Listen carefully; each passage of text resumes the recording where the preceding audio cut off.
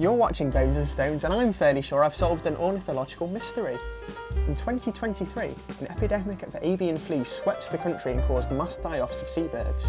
I saw it myself. At RSPB St Aidan's, swathes of land covered with the diseased corpses of black-headed gulls. It was really tragic.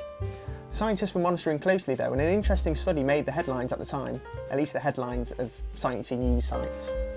The discovery was this: northern gannets that had survived avian flu seemed to undergo changes to their eyes, specifically their irises. Well, the correct plural is irides, by the way.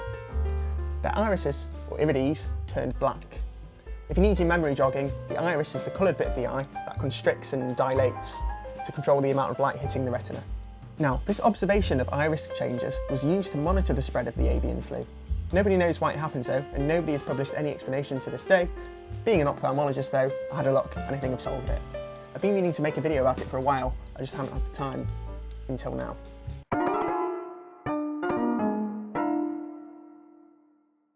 The first place to start is to answer the question of what conditions can make an adult iris change colour in humans. There aren't many. The most common is probably certain eye medications. Prostaglandin analogues, such as latanoprost, used to treat ocular hypertension, famously cause the iris to darken. In fact, it's a good way to check if your patient's actually been using the eye drops you gave them. The other common cause of iris colour changes is iritis, which means an inflammation of the iris, which can be from infectious or non-infectious causes. For example, Fuchs heterochromic uveitis is a chronic inflammation of the iris which causes it to atrophy, making it look paler and moth-eaten compared to the iris in the other eye, hence heterochromia. Other causes of iris colour changes include iris nevi, or freckles, which don't tend to happen suddenly, and a few rarer things which also don't change the iris colour suddenly, such as iridocorneal endothelial syndrome and pigment dispersion syndrome. Horner syndrome can do it too, but only after you've had it for a long time. So the most obvious explanation for an iris colour change associated with a viral infection such as avian flu is iritis. However, we would expect the iris atrophy from an iritis to cause the iris to lighten in colour, not make it black. So what might be going on? Let's have a closer look at the photographs the scientists took of those unlucky gannets. Look at that!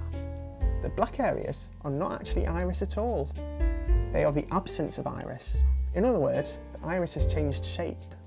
And it's changed shape in exactly the way I'd expect it to for a sign of iritis called posterior synechii. Posterior synechii are basically sticky bits that form between the iris and the lens in the presence of inflammation. They can change the shape of the pupil, which is, remember, just the name for the hole in the middle of the iris which lets light through to the back of the eye. Photographers call it an aperture. So there we have it. The next question to answer then is whether avian flu is already known to cause iritis. There's one study showing that avian flu causes corneal opacities in ducks, but I couldn't find much else, so it's clearly not a well-researched area. However, influenza is known to cause iritis in humans, by which I mean there's just one case report of it happening in a kid. I doubt it's a common cause, but we don't routinely investigate first episodes of iritis unless there's weird signs that make us suspect something specific is going on. So it might happen all the time and we just don't know or care because we treat it, it gets better and doesn't bother the patient again.